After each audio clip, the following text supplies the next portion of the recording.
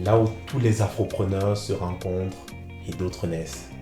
Bienvenue au podcast du village de l'afroprenariat.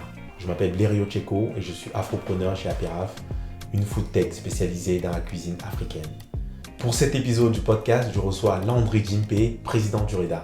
Le REDA est le réseau des entrepreneurs de la diaspora africaine, un collectif d'entrepreneurs qui ont décidé de se mettre ensemble pour mutualiser leurs connaissances, faire partager leur expertise et faire porter leur voix auprès des institutions. Je vais discuter avec Landry de son parcours d'afropreneur, parce qu'il est afropreneur, Landry, du REDA et de l'afroprenariat en général. J'espère que vous allez apprendre un message à appliquer dans votre vie d'afropreneur. Alors je vous souhaite bonne écoute. Bonjour à tous et bienvenue au village de l'afroprenariat. Je reçois Landry du REDA, Landry Djimpe. Landry, bienvenue au village de l'afroprenariat. Merci d'avoir répondu présent parmi les premiers pour cet épisode de cette saison 1 du podcast. Landry, je vais te laisser te présenter. Merci Blaireau de l'invitation. Je suis Landry Djimpe, je suis associé d'un cabinet de conseil en intelligence économique qui s'appelle Innogence Consulting, qu'on a créé en 2015 à Abidjan et 2016 à Paris. Et je suis aussi président d'une association d'entrepreneurs de la diaspora, dénommée REDA, Réseau des entrepreneurs de la diaspora africaine, fondée en 2017, mais sur lequel on a commencé à travailler dès 2016. Dès 2016, ok. Yep. Ce que je te proposais pour cette première partie, c'est de parler de toi, finalement d'où tu viens, qu'est-ce que tu fais dans la vie, qu'est-ce que tu as fait comme école, quel est ton parcours un peu professionnel. Après, on va parler dans un deuxième temps du REDA, donc le réseau des entrepreneurs de la diaspora africaine. Ce que vous faites, pourquoi ça a été créé, quelle est votre mission. Et dans un dernier temps, on va parler un peu plus généralement de l'afroprenariat. D'accord, ok. Ok, bon, mais je vais te laisser un peu plus revenir dans ton toit, j'ai envie de dire. D'accord. Donc, je suis originaire du Cameroun, Okay. Très beau pays situé en Afrique centrale. Je crois que j'aime souvent le dire, le plus beau pays du monde. Je ne te contredirai pas. Voilà. Alors, je suis arrivé en France en fait, pour mes études supérieures. J'arrive déjà d'un système éducatif anglophone. J'arrive en France, du coup, système francophone. Il faut s'adapter, culture relativement différente. Même si je suis de parents francophones à la base, mais j'ai quand même pas mal baigné depuis mon enfance dans la culture un peu anglo-saxonne. Donc, j'arrive avec un gros choc de culture.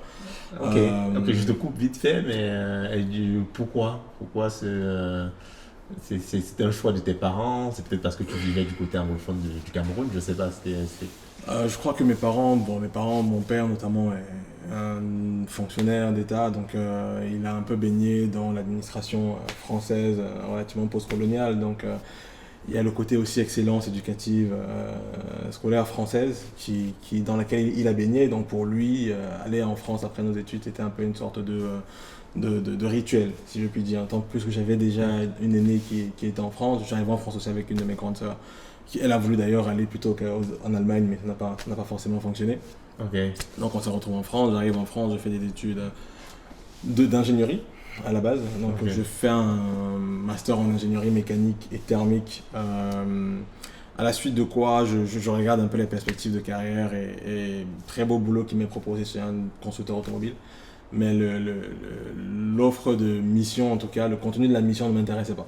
Donc je me dis, je vais peut-être prendre un peu de temps encore pour réfléchir vraiment à ce que je vais faire. Du coup, là, je vais dans une IAE et je fais une formation en ingénierie d'affaires, en gros, ce qui est appelé communément commerce. Ok. Je le fais, à la suite de ça, je vais travailler chez Areva pendant 1 an et demi comme ingénieur commercial d'abord, puis proposal manager, donc gestionnaire de contrats dans la logistique nucléaire pour le coup.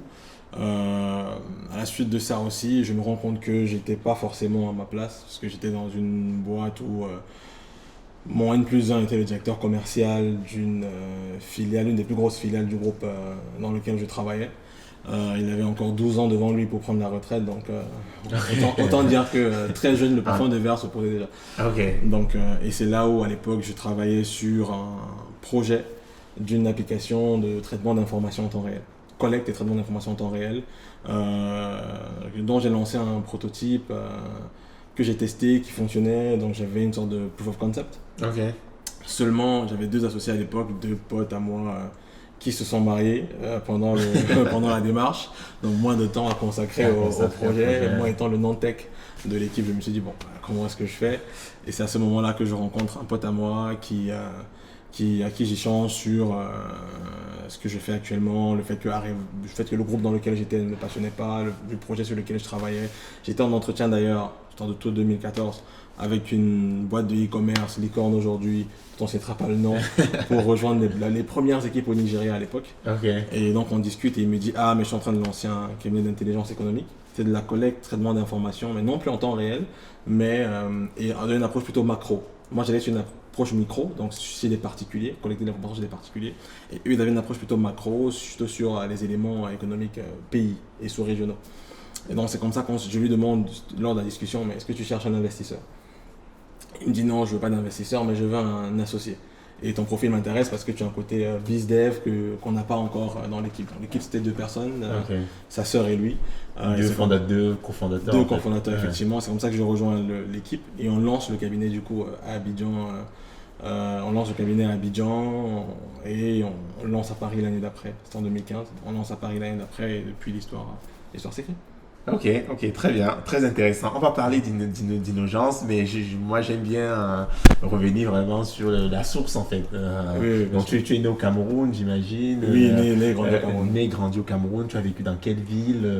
Et là je reviens encore sur ce qui m'a marqué au début de l'interview où tu disais système anglophone. Ouais. Système anglophone et après tu as parlé d'aller en France, que ton père aimait bien le système français. Bien sûr. Moi je sais, parce que je suis aussi camerounais, que le système, le système académique camerounais, système scolaire plutôt, camerounais est pas mal calqué sur le système francophone. Donc il y a un truc que j'ai pas compris en fait. Ah d'accord. Au fait, je fais mon école primaire dans une école bilingue. Peut-être pour le contexte, le Cameroun est un pays dit bilingue. C'est comme les gens vont le dire localement, le Cameroun est bilingue, mais pas les Camerounais. Enfin, les Camerounais en effet. Donc j'ai fait mes études dans une école primaire bilingue. En gros, ce que je faisais le matin en français, je faisais la même chose l'après-midi en anglais. Exactement la même chose. Donc quand j'arrive je m'appelle toujours à la fin de mon CM1, j'ai une conversation avec ma mère qui me dit je dois t'inscrire pour le concours, du moins je dois t'inscrire au CM2 et il faut que tu choisisses finalement une langue, anglais ou français, et sache que c'est comme ça que tu vas finir toute ta vie. Et moi je suis en train de sortir de la voiture pour aller en classe, je dis je vais faire l'anglais. Sur un truc aussi bête et naïf que ça, et c'est ça qui va définir en gros le reste de ma vie. En fait. Donc, je finis cette école primaire là, je rentre à la suite dans un collège purement anglophone, et internat, c'est à Douala d'ailleurs, je nais et je grandis à Douala pour répondre directement à la question. Donc je fais jusqu'à peut-être seconde, je reste à Douala. Puis ma première et ma terminale, je le fais dans une école à Bamenda. Là, c'est la plus grande ville anglophone du Cameroun. Et c'est probablement une expérience qui va définir probablement le reste de ma vie. Parce que à Douala, j'étais dans une école anglophone, mais j'étais quand même dans une ville relativement francophone. Mais là, j'arrive à Bamenda dans un univers purement anglophone. Je rencontre des gens avec une mentalité extraordinaire, une façon de voir le monde complètement différente de tout ce que j'avais pu voir jusqu'à présent, avec un pragmatisme qu'on connaît uniquement aux anglo-saxons. Et oui, donc c'est comme ça qu'à la suite de cela, quand j'arrive en France, j'ai vraiment un énorme choc.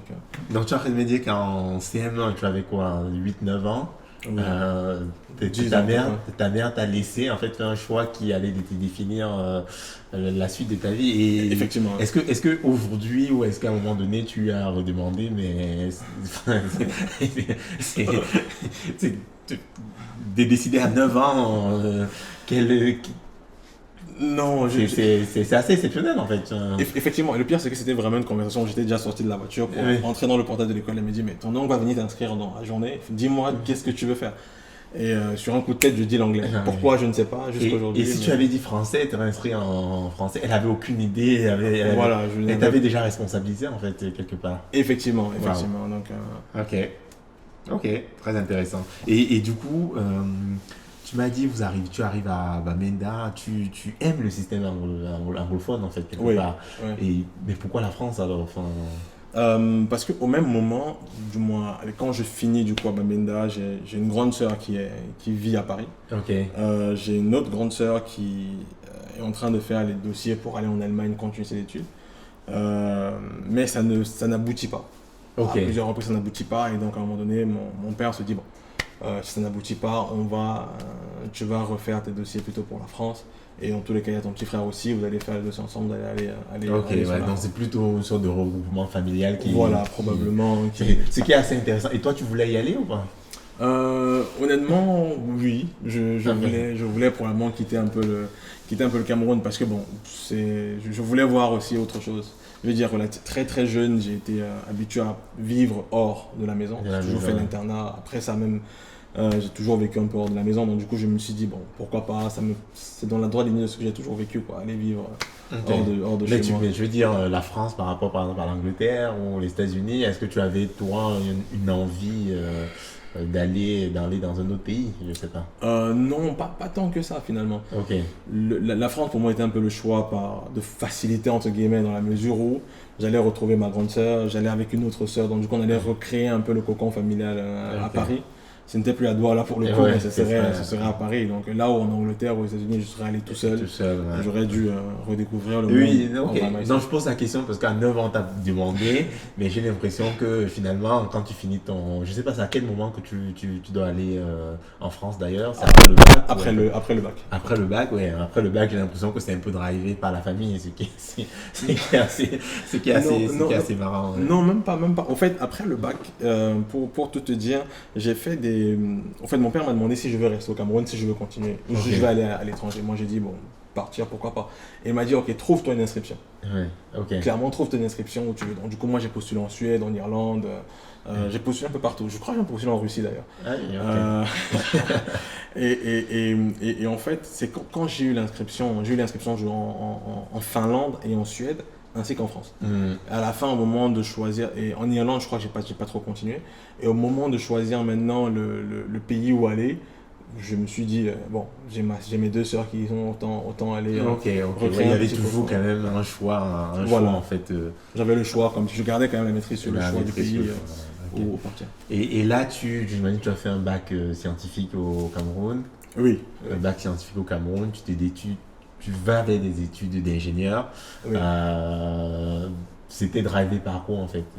Plutôt par facilité. Comme je dis souvent, je n'ai pas toujours été le meilleur étudiant, s'il faut être totalement honnête.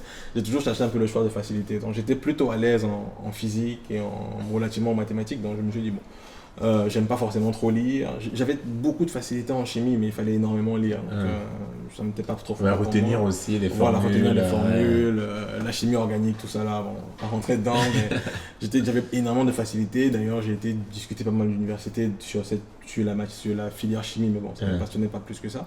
Tout ce qui était SVT, bon, il fallait beaucoup lire aussi, donc c'était complètement mort. J'aimais les maths et la physique parce que c'est plus ou moins la même chose à tout moment. C'est pragmatique. Il faut comprendre les principes de base et puis après on déroule le truc. Et après la méca en plus, pourquoi? Parce que la méca est très pratique. Donc c'est vraiment sur des éléments concrets, on va demander de dimensionner un ascenseur. Ça reste un peu de la physique quand même. Voilà, mais ça reste quand même relativement beaucoup plus pratique pour moi que beaucoup d'autres matières. Et sans trop de prise de tête, sans demander de beaucoup lire. Donc c'est un peu pour ça que j'ai choisi. D'où le côté maintenant collecte d'informations, traitement d'informations, ou qui se rapproche finalement des maths et de la physique sur certains aspects en fait. Oui et non. En fait, j'ai choisi ça. Pourquoi? Parce que j'ai un ami qui avait un projet un peu, pas vraiment similaire, mais dans l'analyse de données aussi. J'ai beaucoup aimé aussi tout ce qui était analyse de données en cours, donc notamment la formation que j'ai fait à l'IAE, il y a beaucoup d'analyse de données, donc j'ai beaucoup aimé ça. Après ça, j'ai toujours plus ou moins su que je devais probablement finir entrepreneur. Donc j'ai toujours cherché un peu le nouveau projet sur lequel travailler. Quand je lançais l'application de collecte et traitement d'informations, c'était probablement, je sais pas moi, le 5e ou le 6e projet sur lequel j'étais. Donc c'était juste un projet parce qu'en cours j'ai aimé l'analyse de données, donc je me suis dit bon, qu'est-ce que je peux faire avec. Donc c'était pas forcément un truc lié à mes études, quoi. Ok. Et du coup, Innogence, parle-nous un peu plus d'Innogence. Innogence, c'est né d'un constat relativement simple, c'est qu'aujourd'hui, on est dans un monde qui est de plus en plus globalisé, où une entreprise en Suède peut concurrencer une PME au fin fond de la Côte d'Ivoire. Et on a senti ce besoin-là d'accompagner en tout cas les PME africaines à faire face à la mondialisation. Donc, ça passait par le fait de leur fournir de l'information pertinente sur leur activité. Donc l'idée c'est de pouvoir analyser un peu les flux d'informations qu'il peut avoir, qui se multiplient de jour en jour avec l'augmentation de l'utilisation d'Internet, avec l'ouverture du monde en matière de voyage, avec les méfaits que ça a pu avoir avec le Covid. Mais vraiment on s'est dit comment est-ce qu'on peut aider nos PME à mieux se préparer à la mondialisation, et notamment avec les accords de libre-échange qui étaient prévus et qui ont été signés avec d'autres régions du monde. On s'est dit comment est-ce qu'on peut aider ces PME africaines-là à mieux se structurer, à mieux s'outiller vis-à-vis de la globalisation galopante. C'est un peu le constat qu'on a fait. On s'est mis à 3. J'ai 2 cofondateurs qui sont des économistes de formation. Moi étant plutôt ingénieur et bizdev. Et on est allé rencontrer des PME africaines. On a pris le bâton de pèlerin, on est allé dans la sous-région Afrique de l'Ouest surtout. On allait prêcher à des chefs d'entreprise sur comment est-ce qu'on peut les accompagner. C'est un peu ça l'histoire. Après, bon, ça n'a pas forcément eu le succès qu'on croyait, honnêtement, parce qu'on a encore ce mal-là à voir la valeur ajoutée du conseil. Du conseil, ouais, en Afrique. En Afrique, notamment au sein des PME. Ok. Donc à un moment donné, on s'est dit, bon, on va pas réinventer le monde. Et donc c'est là où, du coup, en 2016, on crée le bureau à Paris. On se dit, ok, on va juste aider les entreprises au sens large à comprendre les dynamiques sur le continent africain. Et donc c'est là où on a, comme je disais, créé le bureau à Paris. Et aujourd'hui, typiquement, on accompagne les banques françaises qui vont, quasiment toutes les banques françaises qui vont sur le continent, les opérateurs téléphoniques, les assureurs, les énergéticiens, on travaille aussi dans tout ce qui est agro. Et donc ce qu'on fait, c'est qu'on accompagne en fait, ces boîtes-là à comprendre un peu les habitudes de consommation des populations locales. Très intéressant, très intéressant. Ok, Landry, et dans ce MACMA, dans cette expérience afroprenariale en fait quelque part, tu décides de créer le REDA, je crois.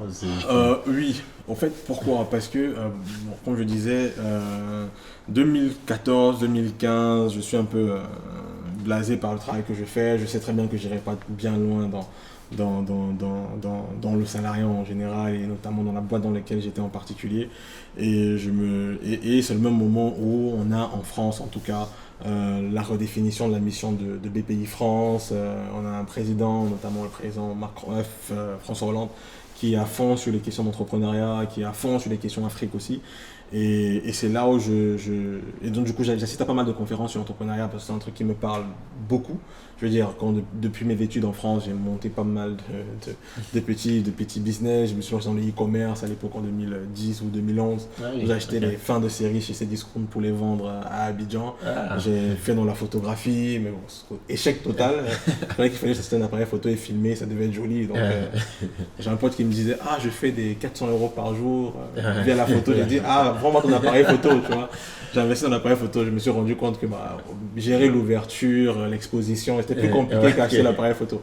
Donc, échec total, mais bon, j'ai eu pas mal de petits business comme ça.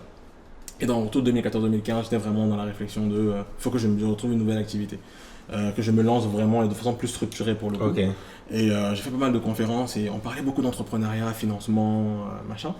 Mais on n'adressait pas, en gros, les problématiques liées à l'entrepreneuriat quand on est de la diaspora africaine.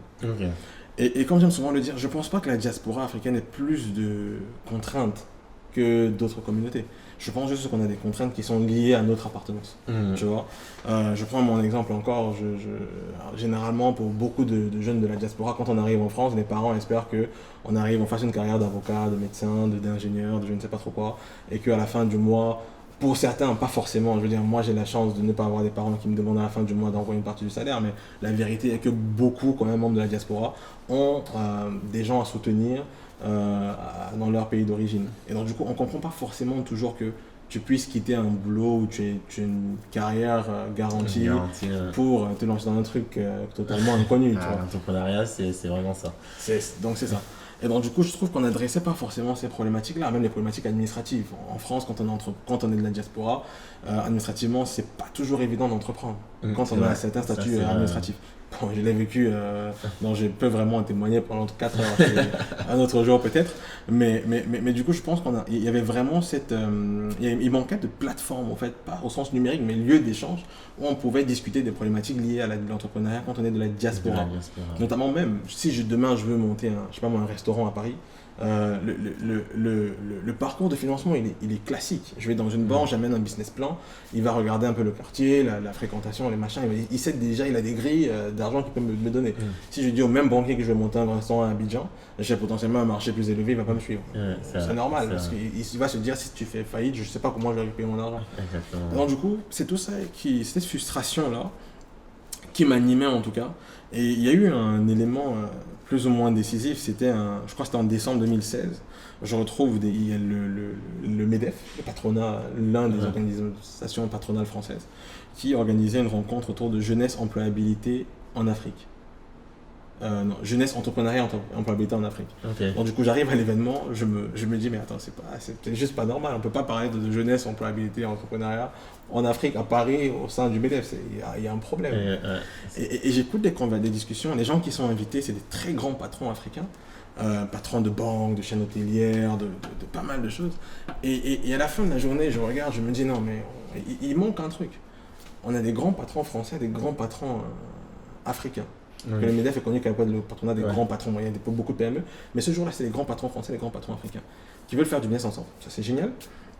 Seulement, très souvent, les deux n'arrivent pas à communiquer ensemble.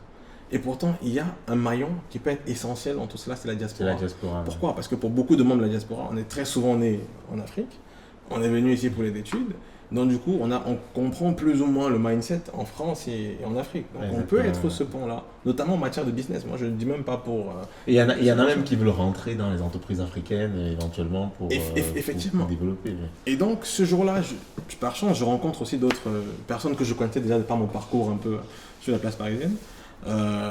D'autres entrepreneurs de la diaspora. Et on fait le même constat. On se dit, mais c'est pas normal au fait d'ailleurs qu'on se retrouve à Paris au sein du MEDEF pour parler de ça. Je veux dire, qu'ils l'organisent, pour moi, il faut le faire. Dans tous les cas, si d'autres ne le font pas, il faut qu'ils le fassent. D'autant plus que c'est un sujet pour eux aussi.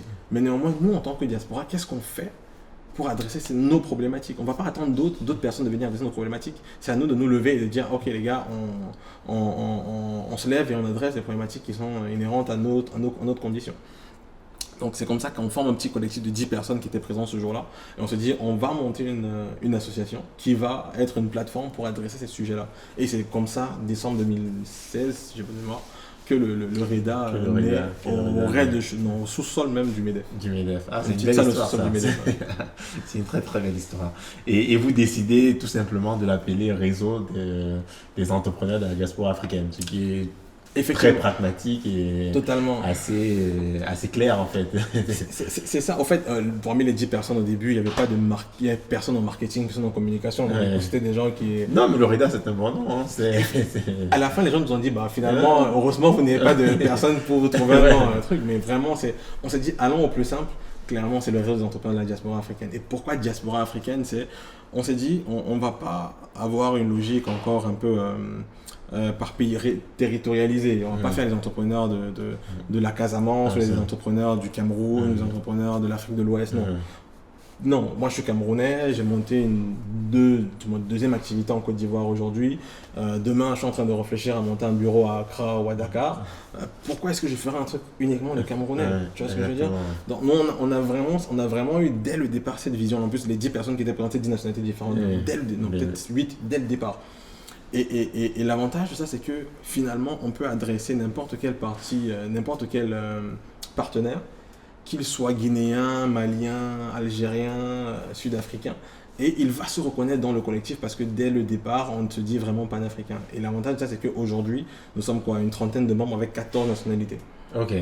Dont 13 africains. Ok, très bien. Donc, tu peux parler de la création du REDA. Si tu dois résumer un peu la mission du REDA, tu dirais quoi ? En fait, la mission du REDA, c'est la mutualisation. Si on devrait résumer le REDA, c'est mutualisation. Mutualisation, c'est quoi ? C'est premièrement mutualisation de compétences. C'est aujourd'hui un entrepreneur, je veux dire, si je prends mon exemple, on est un bureau principalement, on va dire, d'économistes qui analysons les tendances de consommation, les tendances micro et macroéconomiques sur l'Afrique, mais au-delà aussi, et des usages aussi. Du coup, on va lancer un cabinet de conseil en intelligence économique, comme on l'a fait. Mais la vérité, c'est qu'on ne connaît pas grand-chose en comptabilité, on ne connaît pas grand-chose en communication. Donc, du coup, au sein du réseau, par contre, on a des avocats, on a des communicants, on a des experts comptables, et on va utiliser leurs compétences pour renforcer les nôtres. Donc, on a gagné ce qu'on appelle des ateliers de renforcement de capacité, où des experts vont venir accompagner leurs pairs. Pour illustrer, on organise des ateliers typiquement de pilotage comptable d'une entreprise. Animé par un expert comptable qui va donner un peu les astuces pour gérer au jour le jour sa comptabilité. On va avoir des ateliers de pilotage juridique d'entreprise. Comment rédiger des contrats commerciaux, comment négocier un contrat, ce genre de choses. Ou alors comment négocier un financement, des clauses de financement, ce genre de choses. Des ateliers sur la communication, avec des experts en communication. Des ateliers sur du commerce international, avec des personnes qui sont experts sur ces sujets-là. Donc c'est vraiment ce côté mutualisation des compétences-là, où on va permettre de renforcer les capacités des autres membres du réseau. Mais avec un petit objectif derrière, on est quand même un réseau de business, c'est que ce soit un produit d'appel pour les gens qui animent les ateliers. Il faut qu'on se dise la vérité. Ça, c'est une chose. Deuxième chose, c'est la mutualisation de... Ça veut dire que je te coupe, désolé. Oui, ça veut dire que les ateliers sont ouverts non seulement aux membres du REDA, mais à d'autres personnes, c'est ça? Effectivement. Enfin, on a deux types d'ateliers. On a des ateliers qui sont fermés aux membres du REDA uniquement, quand même. Mais on a des ateliers aussi, la majeure partie sont quand même relativement ouverts, qui permettent en fait à d'autres membres de pouvoir venir... c'est ça un peu qui sert aussi de produit d'appel. C'est ça qui sert de produit d'appel, effectivement. Ok. Donc, le deuxième axe, c'est le renforcement du moins la mutualisation de réseau. C'est permettre en fait aux gens de pouvoir avoir accès à des fournisseurs, à des canaux de distribution, à des financements, à pas mal de choses. Je veux dire clairement, moi je suis Landry, j'ai mes clients, je suis énormément dans le B2B. J'ai des clients, comme je disais, banques et autres. J'ai un banquier, j'ai un expert comptable, j'ai un avocat. Et que je vais pouvoir mettre à disposition d'autres membres du réseau si le besoin se fait sentir, clairement. Et j'ai toujours cette petite anecdote où je me retrouve j'atterris un jour, je crois en janvier 2019, j'atterris à Abidjan et j'envoie un SMS à un des membres du REDA d'ailleurs où je lui dis je suis à Abidjan, est-ce que tu es sur place? Il me dit je viens d'arriver du Sénégal. Il me dit est-ce qu'on va manger ensemble cet après-midi? Je dis oui, on se retrouve à Abidjan, on va manger ensemble et il m'explique qu'il a un problème parce que ça fait un nombre de mois qu'il n'arrive pas à ouvrir de compte à Abidjan. Et donc du coup moi j'étais sur une mission à Abidjan à ce moment-là pour une banque.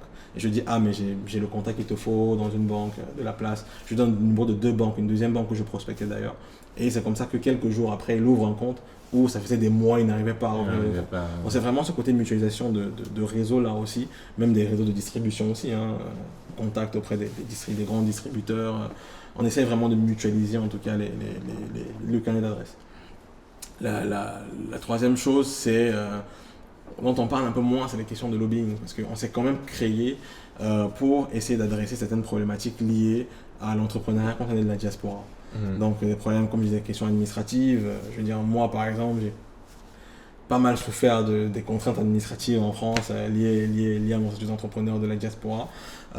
Et donc du coup on essaie d'adresser certains décisionnaires politiques pour essayer de mettre le doigt sur ces problématiques qu'on doit pouvoir adresser là.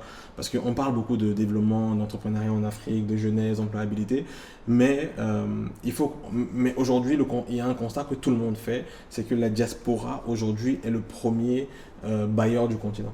Oui, ça c'est vrai. Transfert d'argent étant supérieur à l'aide publique au développement, aux investissements directs étrangers. Et dans cette part de transfert d'argent-là, il y a des personnes qui sont des entrepreneurs. Et ce sont eux, ils vont aussi contribuer à la création d'emplois. Donc il faut qu'on puisse leur faciliter la tâche. Je ne demande pas à ce qu'on nous donne de l'argent, je demande juste qu'on facilite la tâche. Question administrative, qu'on puisse les faciliter déjà, commençons déjà par là. Parce qu'aujourd'hui, je ne suis plus trop, mais c'est par exemple qu'il y a 4-5 ans, il y a 4 ans et demi, quand j'avais ma problématique à moi, en tant que jeune de la diaspora, passer de salarié à entrepreneur, c'était quasiment impossible. C'était compliqué. C'était vraiment, j'ai passé quasiment 2 ans bloqué en France, pas sans papier, mais je ne pouvais pas sortir parce que on n'arrivait pas à savoir. Il y avait un ping-pong entre ma préfecture et le ministère de l'Intérieur pour savoir comment gérer mon cas. On m'a sorti une pile de mails à la préfecture pour me dire voilà, on n'arrive pas à gérer votre cas. Donc je pense qu'on essaie d'adresser ces problématiques-là avec les décideurs politiques, notamment certains députés avec lesquels on travaille et on collabore. On essaie aussi d'adresser les ambassades africaines Parce que de l'autre côté aussi, dans nos pays d'accueil, la diaspora n'est pas toujours super bien accueillie. Donc ou alors, c'est pas forcément toujours faciliter l'accueil de la diaspora. Donc, on essaie de travailler avec les ambassades africaines pour essayer de faciliter un peu le déploiement des entrepreneurs de la diaspora dans leur pays d'origine. Ça veut dire concrètement, je suis entrepreneur de la diaspora, par exemple, en France, et je veux m'implanter dans un pays en Afrique. Oui. Qu'est-ce que l'ambassade peut faire pour m'accompagner dans ce cadre-là? Effectivement. Okay. Et ce que nous sommes en train de faire, c'est on essaie de passer par les ambassades pour nouer des partenariats avec les organisations patronales africaines, les chambres de commerce et les agences de promotion des PME. Toutes ces organisations-là qui ont le mandat de promouvoir l'investissement pour que toi, Blériot, je sais pas moi, Camerounais qui voudra investir demain en Guinée-Bissau, au pays où tu n'es jamais allé, où tu ne connais pas forcément grand-chose, que tu puisses être accompagné, qu'on puisse te tenir la main quand tu arrives en Guinée-Bissau. Tu vois, c'est vraiment la logique dans laquelle nous sommes parce qu'il y a des opportunités partout. Et la quatrième chose pour finir sur le REDA, c'est le financement. J'ai souvent parlé de financement. Tous les entrepreneurs, quand on demande souvent c'est quoi le problème de l'entrepreneuriat, on va dire non, il manque d'argent. Quand la diaspora n'investit pas en eux. On ne peut pas demander aux gens de venir investir en Afrique quand les Africains n'y investissent pas. C'est juste impossible. C'est impossible. On est totalement d'accord. On peut pas reprocher en fait à des gens qui sont étrangers à ce qui se passe en Afrique de ne pas investir. Si nous-mêmes qui connaissons les réalités, on n'y croit pas. On n'y croit pas. Voilà. Et donc du coup, on s'est dit qu'est-ce qu'on peut faire? On s'est dit bon, ok, on n'a pas beaucoup d'argent, on va faire avec les moyens qu'on a. Donc on a monté un véhicule d'investissement. Ça s'appelle REDA Capital, monté par quelques membres du REDA en fait, une dizaine de personnes toujours. On part toujours avec un petit badge de 10 personnes. On aime toujours le côté un peu petit groupe avant de scaler. Donc on a monté un véhicule d'investissement en fait qui a vocation à mettre des tout petits tickets, entre 5 et 15 000 euros, plutôt entre 10 et 15 000. Qui a vocation à aider au fait des membres de la diaspora, mais aussi entrepreneurs sur le continent, à pouvoir démarrer une idée. Parce que souvent c'est ça, c'est qu'on a un joli projet, on a une idée, machin, mais on ne sait pas comment le faire. Et une des réalités aussi, il faut qu'on le dise, c'est qu'au sein de la communauté, on a très peu de love money. On a très peu de love money. Pour beaucoup, surtout sur des projets qui ne sont pas physiques comme le restaurant, on sait qu'il y a de l'immobilisation. Et encore, va trouver quelqu'un qui va te mettre de l'argent pour aller acheter un fonds de commerce à 50 000, à 100 000, à 200 000 euros. C'est très compliqué. Parce que pour beaucoup de membres de la diaspora, souvent, on est la première génération. Moi, je suis la première génération en France. J'ai pas de parents ici qui vont me donner de l'argent. Je n'ai même pas de frères en France. Je veux dire, c'est à part peut-être des potes, c'est pas... Et les potes aussi ont leurs propres problèmes, chacun a ses projets, chacun a ses soucis. Exactement. Donc on s'est dit, on va essayer d'apporter notre petite pierre à l'édifice. On sait que c'est pas ça qui va résoudre tout le problème du financement de la diaspora. Mais l'idée pour nous, c'est comment est-ce qu'on peut aider des projets de la diaspora à avoir un petit fonds de démarrage, de mettre en route une idée. De tester une idée, d'apporter une petite pierre à l'édifice que les gens veulent construire. Donc on a lancé ce REDA Capital là l'année dernière, à peu près à la même période l'année dernière. C'est une idée qui a germé dans la tête on en discutait un jour, on allait à une mission à Vienne avec quelques membres de la diaspora en décembre 2018. On s'est dit ce serait génial de le monter. On est revenu à Paris, on a fait la première mission, une première réunion en janvier 2019. Et en juin 2019, on avait toute la paperasse administrative nécessaire. Okay. Le premier problème auquel on s'est heurté, c'était l'acquisition de projets. Parce que on s'est rendu compte que dire qu'il n'y a pas de financement, c'est bien, mais quand on commence à investir son propre argent, on est beaucoup plus regardant que quand on est juste commentateur.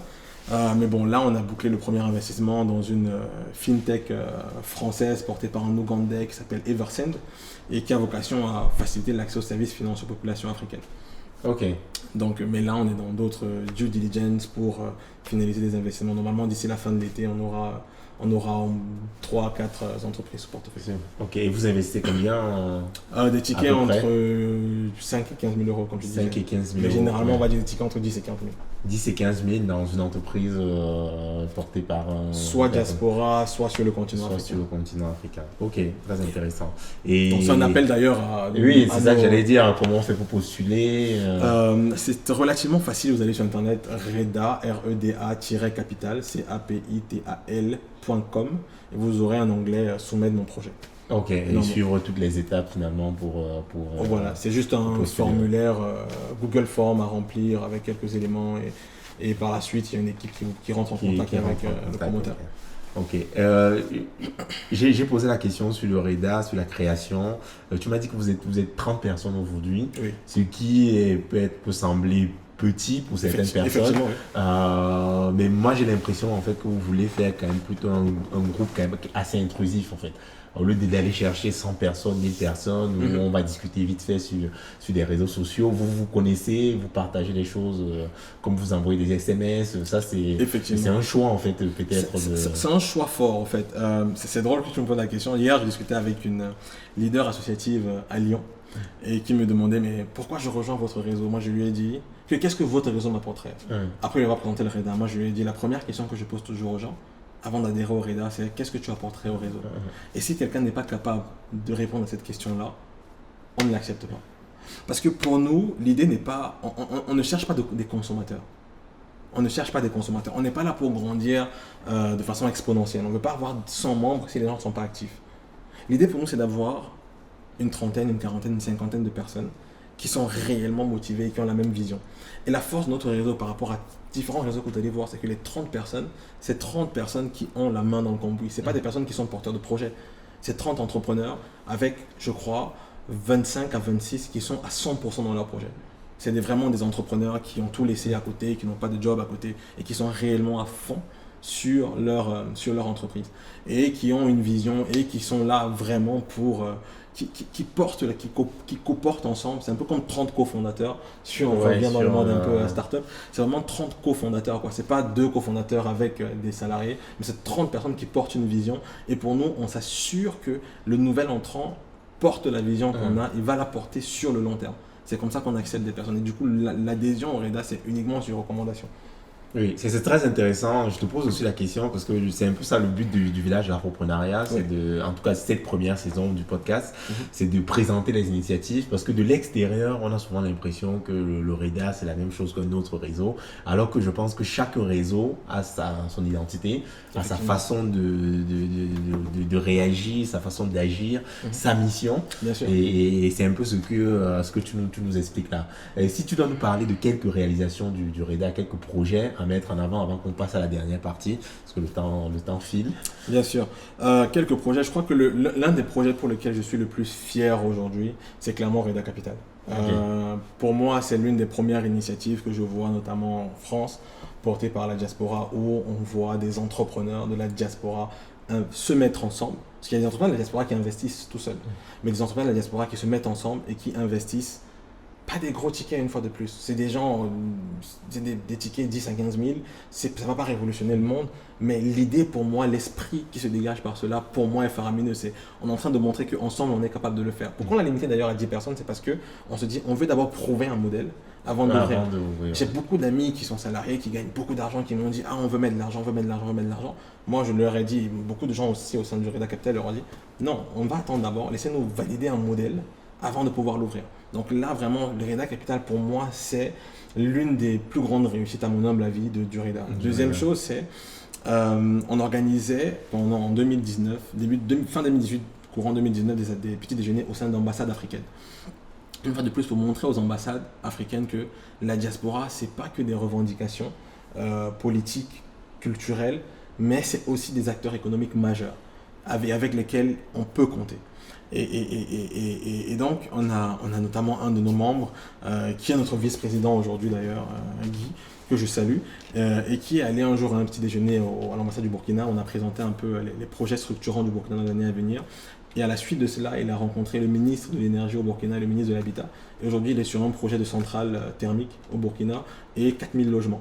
À la suite d'un petit déjeuner du REDA. Donc, du coup, et ça, quand tu dis qu'il est dessus, c'est avec son business à lui c'est son business à lui. Son business à lui a permis, en tout cas, le REDA, lui a permis, ces petits déjeuners lui ont permis en fait de gagner en fait un projet d'envergure. Effectivement. Et donc, il a ramené d'autres investisseurs américains avec lesquels il travaille pour pouvoir répondre à ce besoin du gouvernement burkinabé. Donc, c'est clairement dans ce genre de dynamique. Aujourd'hui, par exemple, quand la délégation ivoirienne généralement arrive à Paris pour les différents salons, ils vont nous inviter parce qu'on est allé les rencontrer, on leur a expliqué ce qu'on faisait et ils ont été émerveillés par ce qu'on faisait. Et aujourd'hui, du coup, la collaboration notamment avec ces acteurs économiques de la Côte d'Ivoire là perdure. Donc on a rencontré une quinzaine d'ambassades africaines sur Paris et toutes sont prêtes à collaborer avec nous et nous invitent à leurs événements pour valoriser en tout cas les actions de la diaspora. Oui, c'est vrai. Moi, je suis aussi afropreneur, comme je le définis. On t'attend toujours au RIDA d'ailleurs. J'arrive. Et c'est vrai que le RIDA, on peut se dire 30 personnes, peut-être un peu moins visibles sur les réseaux sociaux, mais vous voyez que le RIDA, en fait, ils sont très, très actifs. Et d'ailleurs, poursuivent parce qu'ils sont plusieurs, poursuivent une autre direction que certains autres réseaux que je ne critique pas, mais qui vous apporteraient autre chose, en fait. Et pour vous dire qu'il y a différentes initiatives et ces initiatives-là, en fait, portent des choses différentes et sont très complémentaires. Yeah. C'est le but du village de l'afroprenariat. Je te propose de passer à la dernière partie, dernière partie où on rentre dans le sujet afroprenariat. Toi, ça te parle, en fait, ce terme enfin... Pas du tout. Honnêtement, ça fait partie de nombreux termes qui... Je ne sais pas du tout ce que ça veut dire. Honnêtement, je ne sais pas du tout. Mais si tu devais moi, je te dis, là, avec tout ce que tu m'as dit, tu es un afropreneur. Ça t'évoque quoi? Je sais pas, bon, quand j'entends entrepreneuriat, je me dis peut-être afropreneur, donc entrepreneur afro, c'est ça? Je sais pas, vraiment, oui, mais du coup, entrepreneur noir, c'est ça? Entrepreneur noir, oui. D'accord, ok. Bah, du coup, c'est. Et pour toi, est-ce que pourquoi ça te parle pas en fait? Non, pas que ça me parle pas. Je sais pas ce que veut dire le mot. Et pour moi, je trouve que c'est peut-être mon côté un peu très droit au but. Je trouve qu'on passe peut-être beaucoup trop de temps à placer des tags sur des gens. Okay. Je trouve qu'on passe beaucoup de temps à passer beaucoup d'énergie. Est-ce que c'est nous d'ailleurs. qui plaçons des tags ou est-ce que c'est la société qui nous place des tags? Qui a créé le terme entrepreneur? Est-ce que c'est les autres ou on se J'avoue, je le sais pas. Je pense que c'est nous-mêmes. Je pense que c'est nous-mêmes parce que, en tout cas, de mon avis, sans connaître vraiment l'étymologie, je pense qu'à un moment donné, on s'est dit, ok, à tout moment, on était identifiés comme des entrepreneurs noirs, et on s'est dit, ok, maintenant on est des afropreneurs et on le revendique. En fait. Mais ma question c'est, si on a des gens en face qui nous disent ils sont des blancs-preneurs, n'importe quoi. Comment est-ce que ça passerait? En fait, pour moi, ce que je veux dire, c'est quoi? Pour qu'il n'y ait pas d'amalgame, c'est juste que je trouve qu'on dépense beaucoup de force et d'énergie pour créer de nouveaux concepts quand on n'a même pas encore eu le temps d'explorer les concepts existants. Et même à résoudre les problèmes, pour moi, fondamentaux qui existent. Comme je dis, je n'ai pas besoin de me taguer comme entrepreneur noir. Quand je vais rencontrer un député, par exemple, pour adresser les questions de ma condition administrative ou même des entrepreneurs de la diaspora et les problématiques administratives qu'ils peuvent rencontrer, je ne dis pas monsieur le député, je suis entrepreneur. Je suis entrepreneur camerounais quand ça m'arrange, français quand ça se pose aussi. Et voilà la problématique que je suis venu vous poser. Donc c'est clairement pour moi, il y a des problématiques de fond qu'il faut adresser. Et j'ai souvent tendance à me focaliser sur les problématiques de fond plutôt que taguer, réfléchir à des tags à poser sur des... Après, moi je suis totalement d'accord avec toi. Je pense qu'il ne faut pas qu'on oublie le fond. Le fond et juste s'attarder sur la forme. Moi, d'autre part, je pense que le marketing joue pas mal en fait. Et de toute façon, le RIDA, diaspora africaine, il y a un tag qui est mis en fait. Totalement, et là, je suis d'accord avec toi, c'est que peut-être afropreneur, c'est un nouveau tag qui a été créé. Mais moi, je pense que c'est très marketing. En tout cas, le village de l'afroprenariat, c'est aussi un terme marketing, quoi. Et il faut le reconnaître. Et en tant qu'entrepreneur, il faut savoir vendre et marketer son produit. Ça, c'est clair, ouais. Donc, oui, en fait, pour moi, dès le moment où on met de la substance dans le terme, ça ne me dérange pas. Juste qu'aujourd'hui, et honnêtement, je ne sais pas vraiment ce que c'est que afropreneur, mais une fois de plus, j'aimerais avoir le contenu et la substance de ce terme-là. Une fois que je l'aurai, peut-être que je vais mieux me l'approprier. Tu peux te l'approprier sans forcément demander une définition générale ou... J'ai un peu du mal avec quand je ne touche pas le contenu. Mais toi, du coup, en tant que... On va peut-être plutôt parler de... On va dire entrepreneur africain. Oui. Ou entrepreneur de la diaspora africaine. Oui, entrepreneur africain même d'ailleurs. Oui, entrepreneur africain. Je reste africain. Tu définirais comment ton quotidien, éventuellement tes difficultés si tu en as rencontré, le fait d'être un entrepreneur africain en France, à travers Innogence plutôt, et même peut-être le REDA, quand tu veux adresser des problématiques à des députés autres, est-ce que tu as rencontré des difficultés dans ton parcours? Et si oui, quelles sont les solutions? J'essaie un peu d'aller vite. D'accord. L'une des difficultés pour moi, et qui est l'une des difficultés que je pense humblement être la difficulté majeure de tout entrepreneur, c'est l'accès au marché. Je veux dire, comme je disais tout à l'heure, quand on est entrepreneur, la première chose c'est de pouvoir vendre. Oui. Pour pouvoir vendre son produit. Et l'accès au marché, du coup, c'est ce qui nous permet de vendre, d'avoir accès à son client. Donc du coup, je pense que pour moi, l'accès au marché est la problématique majeure. Mon activité à moi, comme je disais, c'est du conseil en intelligence économique et en stratégie opérationnelle d'entreprise. Et on est du coup en face de concurrents sérieux et énormes, type McKinsey, Bain, Boston Consulting Group, Oliver Wyman, on peut les citer jusqu'à demain. Et du coup, sur pas mal de missions avec, comme je disais, des banques françaises, on va se retrouver, on va nous dire ah oui, mais bon, vous êtes en concurrence avec ces grands noms-là, donc on va voir, machin. Donc du coup, c'est très très compliqué.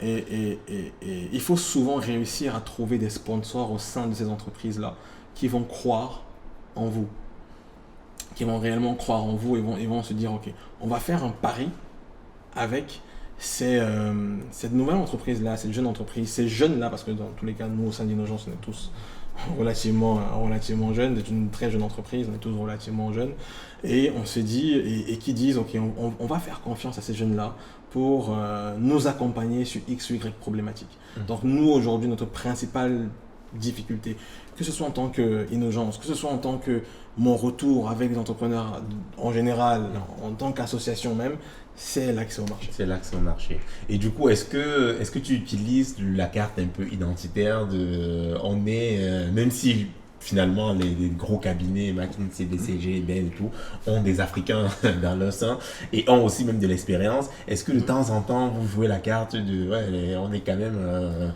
est-ce que tu joues ça ou est-ce que finalement, là tu as parlé aussi de sponsors, est-ce que ces sponsors-là sont des... Comment tu les trouves, qui ils sont? Est-ce que c'est des afros? Est-ce qu'ils ne sont pas afros? Au fait, la carte la carte identitaire, on la sort généralement au tout dernier, si besoin est, clairement. La première carte qu'on sort, et pour moi c'est le petit conseil si j'ai pu donner à quelqu'un, c'est d'abord ton expertise. On ne va jamais, de ce que moi j'ai pu voir et dans mon domaine en tout cas, on ne va jamais te faire confiance parce que tu es noir. Non, c'est clair. On va te faire confiance parce que tu sais faire. C'est souvent. On te fera confiance parce que tu sais faire ce que tu dis que tu sais faire. Parce que tu as prouvé que tu sais faire ce que tu dis que tu sais faire. Nous, on a je ne sais pas si je vais appeler ça une stratégie, mais on fait beaucoup d'inbound. Donc, ce qu'on fait, on essaie de montrer notre expertise en tant qu'Innogence, en publiant des articles, en commentant de l'actualité, ce genre de choses. Et c'est comme ça qu'on se fait repérer, au fait, par les entreprises avec lesquelles on travaille aujourd'hui et qui vont venir nous contacter par la suite pour dire ah, je vois que vous commentez souvent telle activité, si c'est mon secteur d'activité, est-ce qu'on peut échanger sur X ou Y problématique? Et chose intéressante, c'est généralement, on nous contacte par notre expertise et une fois qu'on enclenche les discussions avec nos partenaires, c'est là où ils se rendent compte que notre appartenance au continent nous donne un avantage compétitif dans notre approche des problématiques qu'on traite avec eux.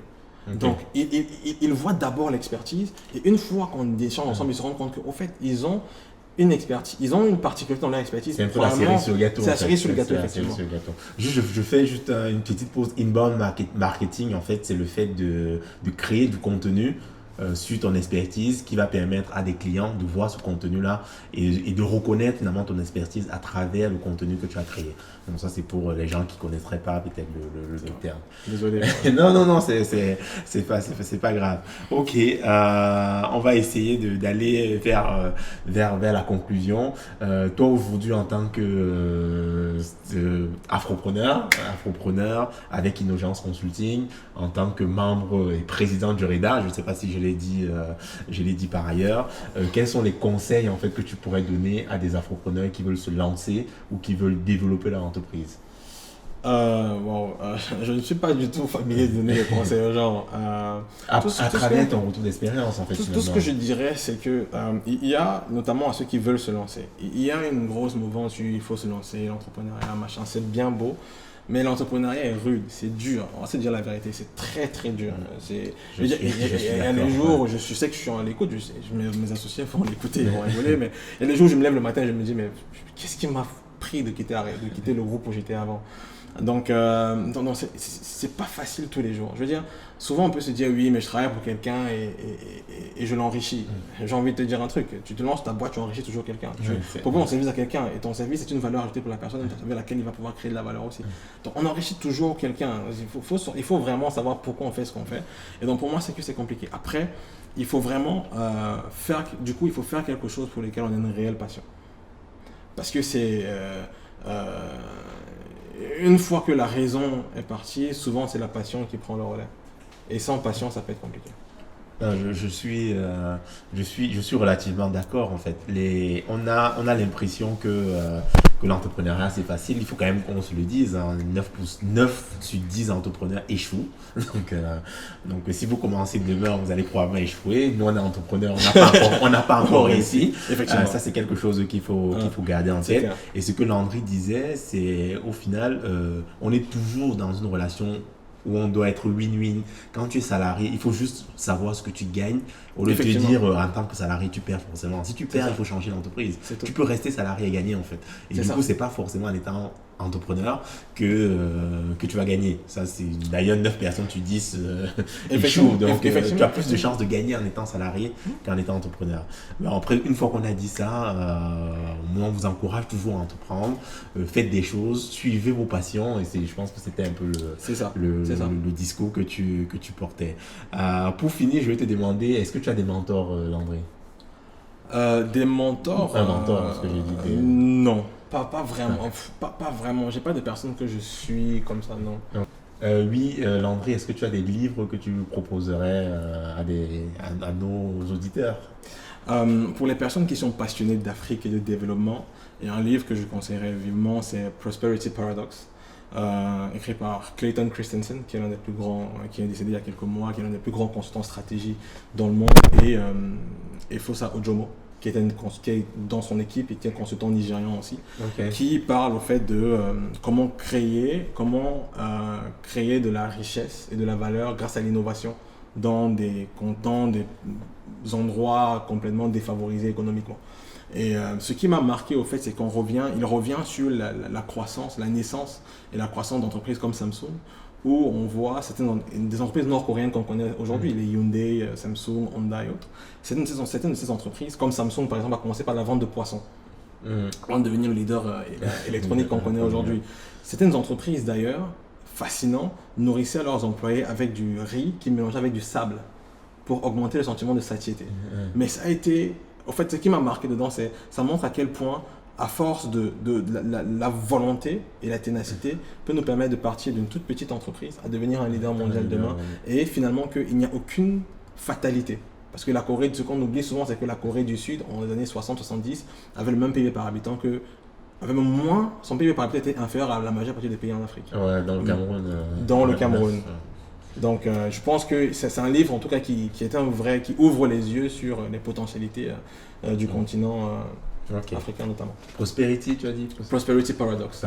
On va le mettre dans la description du podcast, donc vous pourrez retrouver le lien de ce livre que je ne connaissais pas et que je vais lire aussi également. D'accord. Et pour finir, le village de l'afroprenariat, c'est aussi mettre en avant les afropreneurs. Donc, je vais te proposer, Landry, de mettre en avant une initiative, une entreprise dans l'afroprenariat, idéalement, ou qui touche à l'Afrique ou au monde africain. D'accord. En réfléchissant comme ça, c'est un peu compliqué, mais il y a une initiative qui me vient en tête, c'est Upgrade Agency, qui est une agence événementielle et communication. Et pourquoi je parle d'eux? Parce que je suis quelqu'un qui est attaché à l'excellence, clairement. Comme je disais, je ne m'identifie pas par mon identité, le fait que je sois africain, je m'identifie d'abord je ne reconnais pas les gens par leur identité, mais d'abord par leur expertise. Et pour le peu de temps que j'ai pu côtoyer en tout cas cette agence-là, c'est la première chose qui m'a frappé en tout cas, c'est l'excellence dans tout ce qu'elle fait. Et donc du coup, pour moi, voir des Africains mettre autant d'excellence dans ce qu'ils font me fascine en tout cas et me motive moi-même à pouvoir, on dit strive for more, chercher plus et aller vers plus d'excellence dans ce que je fais aussi. Donc en tout cas, pour moi, c'est une source de motivation quand je vois ce qu'ils font. En tout cas. Upgrade Identity. Ok, très bien. On va terminer. Je vais te remercier, Landry, d'avoir participé activement à ce podcast. J'espère que vous avez aimé. Où est-ce qu'on peut te retrouver, Landry? Sur quel réseau? Si quelqu'un veut te contacter, Innogence, le REDA. D'accord. Je crois que le moyen le plus facile, ça va être LinkedIn, Twitter et Facebook. Ok, Landry Djimpe. Landry Djimpe sur les trois. On le mettra également aussi en description. Landry Djimpe, ou alors pour le REDA, normalement, REDA Diaspora ou Réseau des entrepreneurs de la diaspora africaine. Ok, disponible sur tous les réseaux, LinkedIn, Twitter et Facebook. Et Facebook, oui. Ouais. Pour REDA, il y a aussi Instagram. Ok. Bon, ben, je vous remercie et je remercie encore une fois Landry d'avoir participé et je vous dis à bientôt au village de l'Afroprenariat. Merci. Merci.